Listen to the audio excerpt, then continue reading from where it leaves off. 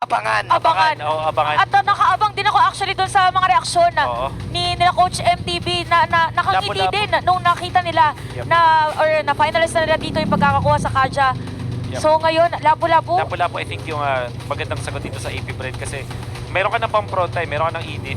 Pero kasi pwedeng pang i-flex yung mismong edit. And there's the Matrix. Oh, okay. Exborg. Okay. Okay, Edith na boss 5. Parang nag-overthink na ako nung nakakita ako nung Kaja, iniisip ko lahat super flex na. Okay, so typically kapag merong mga Kaja, you go carry para may pang-burst ka. And I think yung carry yata ay hindi mamamblema sa game ito. Walang pag-dive sa kanya eh. Kaya nagulat ako na Xborg yung pinili. So, X siya. Iksha. Yun din, X siya. same thought. Wala kasing pag-dive yung AP Bren. Yan. Kaya pwede ka talagang mag-X siya in this game. Tapos sila pa yung merong panghuli, pang-dive, lahat na ng mga pwedeng gawin. Okay. So makikita natin na damage overtime. Parang parehas doon sa area na yon. Aha. Ano ba? Binigyan tayo ng kakaiba ng Blacklist International. Nakaka-excite. Oo. Ito Itong yung Ako lineup. din na-excite eh. So yung roam na Kaja, hindi masyadong pasok doon kasi mas ISO, more on ISO yun for Blacklist. Pero ito kasi, nakita natin, sobrrang taas ng support utility, tas napakataas ng teamfight. Classic Blacklist to. Ito yung- talaga stats nila eh. Ito yung UB to the E. Oo. UBE. Vintage UBE. Oo. Oo, okay lang. Ito, ano na to. Tsaka yung pagiging UB nila ngayon, makikita mo na mas pino din yung pwede nang gawin ng play kasi alam mo yung direksyon. Oo. So mas magiging madali para sa kanila i-execute. Kaya Yeah. this is game number 3. Lahat tayo ay nakaabang kung paano nga ba ang magiging execution sa pagkakapick dito ng classic ube strategy ng Blacklist International katapat ang AP Bren. Ibig mong sabihin, Chantel, kung naka-classic vintage UBE ang ito yung horse lineup, di ba? Oo, Ang oo. horse, ang Ay, horse oo ube. nga. Ito na ang horse ube. Horse na kulay ube. Kung meron man nun, itatapatan ng yung AB friend. Imagine. Nag-imagine tuloy yan. Alam ko, nag-imagine kayo. Oo, nag-imagine Oo, talaga. Nag-imagine kayo. Kung eto man yun, pwede ba nating masabing low scoring game? Kasi parang yung AP medyo, sila, in-out type. Ay, they burst din pala to. Beya to eh. Depende kung paano din gagamitin yung Last Insanity. And even oo nga, parang magkokontrahan talaga. And dati din sa mga ibang storya na ang horse ay malalim din na nagagamitin na parang biglang pambulaga. Pwedeng parang mala Trojan horse na play. I'm curious kung ano yung inaisip nila dito with the export pick. Kasi parang meron na silang pang-front eh. You already have the Edith, you already have the Lilia and Martes. Kumbaga, meron ng pangharap doon sa side ng AP Bren. And interesting na export pa rin yung pinili nila. Yeah.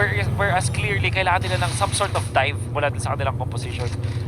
Lapu-lapu, kaso naman yung Yuzhong, yung mga ganong klaseng heroes. And ngayon, ito yung magiging problema ng AP Bren. Makikipagsabayan sila sa front-to-back ng Blacklist. Kumbaga, engage versus engage yung mapapansin natin. At alam natin, Blacklist yung mas malakas mga ganong moments. Oo, kasi meron silang Netherrealm eh. Oo. Oo, mas maging matagal sila sa teamfight. So ito yung sinasabi ni Manchin na baka mamaya puro teamfight pero walang mamamatay. Walang mangyari. O walang mangyayari, parang parang tutorial kagaya nung mga ginagawa din ni Boss Elgin. Pwede pina-practice lang yung mga skill no? Kasi like for example, you have the lineup para sa side ng AP Bren, Firaga Armor, Black Shoes. Ang pwede lang ma-instant dead dito ay si Super Marco pero sobrang safe din naman kasi maglaro niyan. But we shall see. Ito yung vintage yung ginagawa ni Flap na flamethrower. Renny J, naglalabas lang din ng mga Willow Whips. Habang nandun si Oken, penalty zone kay Edward, magka-out si Kyle. Sino makuha ng unang retribution? Nether Realm! Sensui Instincts will take the retribution. Pero pulado si Haji. Ito rin pa-counter go na side ng Blacklist International. Pero kung ma-counter din naman ang Bren, walang na-dead sa AP Bren. Si Edward lang ang na-dead sa side ng Black. Nakita din natin doon si Fiona, halos wala ng buhay. So paano ba ang naging takedown ng Turtle dito? Again, yung front to back, yung mga engage versus engage, lalamang talaga yung Blacklist. Unfortunately for Bren, nakakuha sila ng isang kill. Yun naman yung maganda kapag sa first turtle, mas maganda na makakuha ka ng isang kill over your opponents. Kaya naman nakalamang kahit pa mga DDX Bren. Mamaya, pagdating ng mga Lord fights, mahihirapan sila dito sa Ixia. Kasi wala kang pag-dive sa Ixia, tapos Matilda Ixia pa to. So Oo. may repositioning na pwede mangyari dun sa Ixia. Oh, napunta kay Ixia bigla yung tactical repositioning. Oo. Oo. Pwede siya magkulat dito para sa laban natin. So kailangan mag-focus ngayon ng AP Bren doon sa lane naman ni Super Marco and Oheb. Pwede nakikita natin na talagang maingat yung dalawang kupunan and even dito si Renege ay mapagmatsyag lang muna. Same goes with you. Top lane yata sila pupunta. Ang ganda rin ng ginagawa ni Super Marco dito eh. Binabantayan niya si Oheb. Okay, nagkaikutan, Renegade. Star Helix will miss. Ganda ng player ng dalawa. Oo, sabay pa. Yan. Synchronized talaga na dodge nila yung knock-up coming out from Renegade. More on a connection dito, pinapakita ng AP Bren, same goes with Blacklist International. Oo. So over Game 1 and Game 2, disiplina ang pinaka-evident for both teams. At dahil ng ibang pattern ng Blacklist, ngayon na naglalaro si Hachi, nakikita natin na hindi ganon ka-aggressive pagdating doon sa objectives din ang AP Oo. Bren. Akala ko nga action pack to eh, pero in a way, utility. Utility talaga galawan. Cooldown ngayon ang flickers ni Ogwen at ni Super Marco. Eh syempre matagal nila pinapractice yung pagsabay, mga chemistry. Mapapansin mo madalas mag-TikTok yung mga yan. Lalo-lalo na si Pandora. Kasama si Naplap at si Ogwen. Ngayon, ginagawa maging in-game.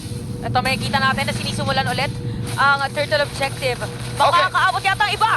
Okay, Earth Shadow coming in. Pero mukhang fake lang muna to. Sabi ni Kyle, ako na lang muna makuha ng retribution. Ikot si Renny J, abangan siya. Renny J, tumatakbo. Yun ang sinasabi natin na walang magkakapatayan. Oo, tapos may bottom lane. Si Oheb, kukuha lang muna ulit ng outer turret energy shield. Ngayon na wala nagkakapatayan, sino ba talagang lamang sa game natin? Wala pa talaga na masasabi ko pagdating pa to ng late game. I think the early game doesn't matter so much kasi yun na lang nangyari. Nagsisecure lang sila ng mga sarili nilang objectives. Pero commendable yung nakita ko dito mula kay Kyle TZ. Kumuha agad siya ng Fury Hammer. Oo. Kaya naman napansin nyo after ng first turtle, bakit nauna yung AP Bren dun sa turtle? Kasi mas mabilis sila mag-jungle. Whereas, yung Kaja, na puwersa na kumuha ng defensive items. So, kung jungle clear speed, mas mabilis yung side ng AP Bren. Kaya mas nauna sila doon sa pagpunta sa jungle. Oo, kaya pala kanina din parang kukuha pa nga sana ng jungle, pero hindi pa nakukuha dito ng Blacklist International. So ngayon, tempo is on AP Bren side. Pero again, mamaya pa natin masasabi kung sino pa talaga ang tunay na lamang. Oh, So yeah. kamang sipatan muna dito pwede sa mga positioning. For 3 games in a row ay kontrolado ng AP Bren ang tempo. Susubok ngayon si Renny J. Yun yung Divine Judgment na meron si Sensui. Sabay pasok ngayon ng Stampy. Buhay pa! Hindi pa! Merong immortality! Si Flap TZ! Saktong-sakto immortality para mabuhay si Kuya mo Flap. At wala pa rin mangyayari doon sa may bottom lane kahit napakadami mga skills. Alam dito ng mga players at ng mga teams na importanteng gamitin lahat ng kanilang mga kit sa Oo. moment na yun. Ang daming ginastos ng Blacklist International doon. Ang daming resources para kay Flap. But then again, immortality yun. Kumbaga, tinanggalan nila ng 2,000 gold si Flap sa Okay. ganitong moment na to. Kasi nawala agad yung immortality at 6 minutes. Ito, papasok yata si Renny J. Pero feeling ko fake lang yan. Yung mga ganyan, yung mga lipad-lipad na ganyan na Matilda, huwag kang maniwala dyan. Next time, di na ako Oo. magpapadala. Huwag tayong kakabahan kung ikaw ay audience. Saktong kabado ka lang dapat. Yun, lalo na pag Matilda. Oo. Hindi mo kasi alam kung kailan lalanding eh. Oo. So, abangan natin kung kailan ang totoong play. Kasi more on bait play pa lang ang nakikita natin para sa dalawang kupunan. Panawaga objective na naman. Mauuna dito mga XP laners for both AP Bren Okay. and Blacklist. Mata sa mata, Ogwen and Edward actually lumipat na kay Flap Daisy. Flap Daisy, inaapo yan lang si Renny J. Renny J, fake na naman pa yan. Okay, bumalik si Renny J doon. Naglabas sa mga battery si Flap. Abangan na naman ngayon sa Turtle. Yung zone na ginagawa ni Flap dito will give Kyle the free Turtle. Nakita nyo kung gaano kabagal mag-clear yung Faramis, pati yung Akaja. Sobrang tagal bago nila makuha yung kill dun sa may gitna. Kaya hindi sila talaga nakapunta doon sa may turtle. Ito yung looming problem ng Blacklist International. Surely maganda yung engage nila. Pero when it comes to clear speed dun sa may mid lane, mabagal. So ngayon sinasabi mo, Wolf, na kung ikaw Blacklist International, gusto mo i-stretch yung laban hanggang umabot na kailangan talaga na kompleto doon sa mga teamfight na talagang 5v5? Tama. Yun talaga. And that means 3 items para dun sa ating Ixia. Sa ngayon, meron na siyang 2. Yeah. Kanyang kukunin Corrosion, tapos Demon Hunter Sword. Waiting for the 3rd item. Yan yung time na activation na para sa Blacklist. Pwede lang i-punish yung Flap dito, pero hindi nila gagawin kahit meron silang ultimate. Tiraga armor lang din talaga yan eh. Tatumbling lang si Flap TZ. panagkataon na pag siya ang binurst Yeah. pagdating doon sa damage. Eh, mahilig pa naman mag-flex yan si Flap. So, flex lang yan. Stretching. Tamang stretching is ituturo niya lang nasa ng restroom. Ganun lang ang ginagawa niyan. Oo nga pala. Sa kanyang ex-Borg na ginugulo ang Blacklist International. Pero makikita natin na for Blacklist International, parang nag-group up din sila doon sa kanilang ubos strategy. Tatanong pa talaga si Rene J. Okay, ikot lang din. Okay, ikot lang din. Poke lang muna yan. Earth Shatter. Labas-labas lang ng mga burst skill. Tinitesting lang yung mga pagpindot.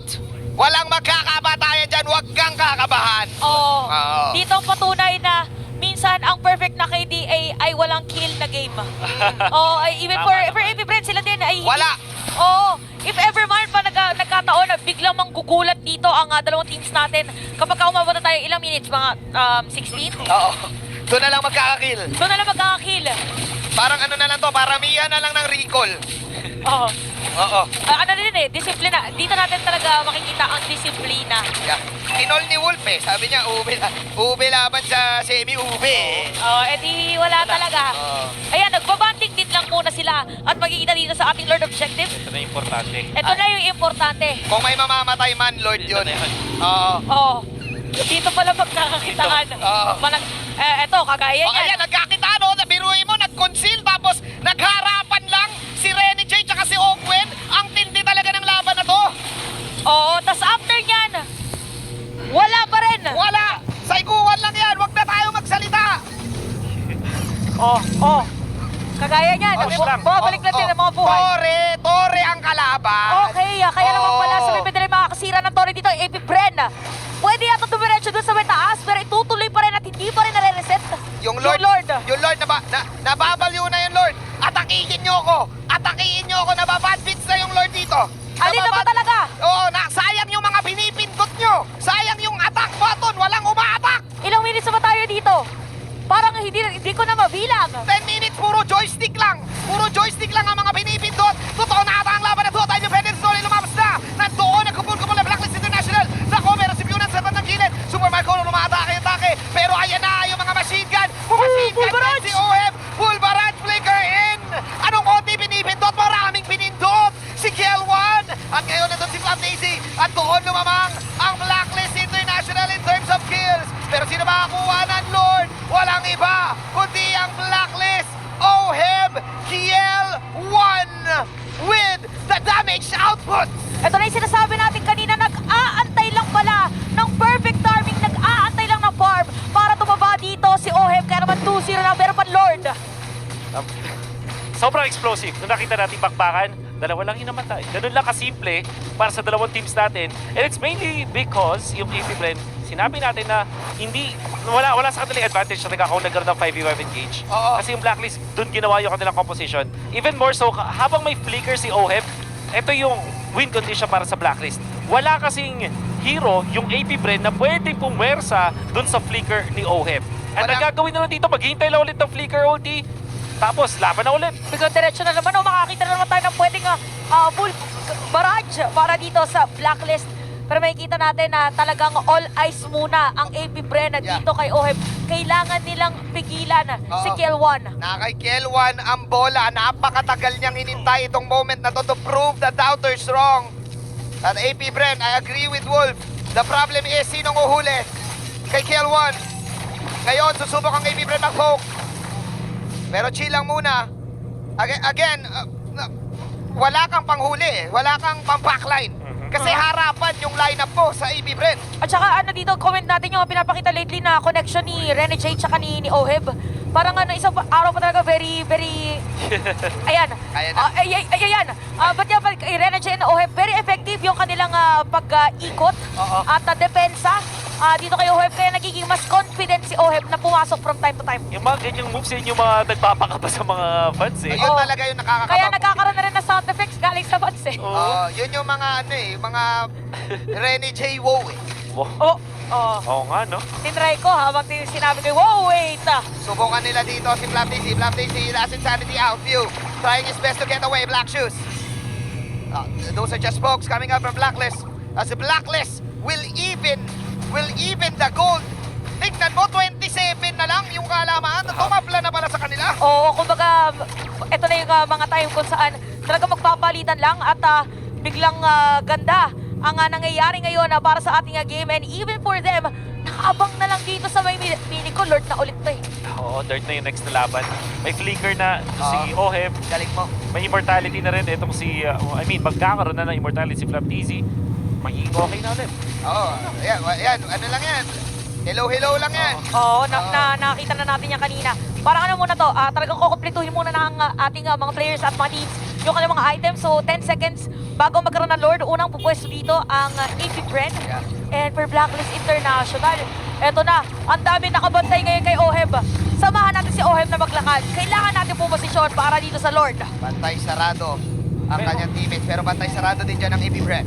Yung magandang utility na meron dito yung Blacklist, since katapat nila Martis, di ba may pang CC immune yung hero na yun. You cannot do that with the Divine Judgment. At mukhang ang ginagawa ni Sensui is ginagamit ang Divine Judgment para masecure yung Lord. Pang red 3 lang. Divine Judgment red Oo. 3, gana eh, no? Oo. Para sabi nga, nagpapakahirap ako dati sa heavy speed, mas madali pala makasecure Oo. ng retry sa Divine Judgment. Oh, pero wait lang. Ito na ulit yung Lord natin, 24k Tama ba? ang HP. Okay. Meron pa ang Circling Eagle. Napapatras ang AB Brand dito. Kalahati ang buhay ni Flap ngayon. Super Marco, may sniper. Makapag-set up pa. Side ng AB Brand. Ito na kami. Full barrage! Full barrage. Umiiwas ang sina Super Marco. Mula ito si Flap. Meron siya immortality. Ngayon yung Loli mula ito na din. Bumabana na lang sina Open. It's a Sensui Instincts taking over. As Flap DC running away. Umaaboy-aboy. Pero ayaw, binanatan na ni Kiel 1. As Blacklist International will take the victory doon sa team fight na yon at tumitibi-tibi pa si Red Agent. At naka-double kill pa nga si Oheb dahil doon talaga walang makapigil ngayon doon sa kanyang full barrage at mukhang makakasira pa nga ng Torre dito sa may middle lane. Kaya naman lumobo ang kanilang lead, 2.4k, 8k para yun sa Blacklist International. 20 seconds left, down si Kyle DC. Can Kyle survive this? Can AB Brett survive this? Full barrage at hindi na mabibigilan si Kiel 1. At dadaan dito sa may top lane. Is this endable para dito sa Blacklist? Dahil dalawa ang buhay para dumepensa. Kaya wala restock si Few. This is just level 14. Igil, Naka-flap. Kaso nag-ulti na. nag-ulti na si Flap. Lumipat yung Lord. Dito sa Sir dito Miguel? sa gitna.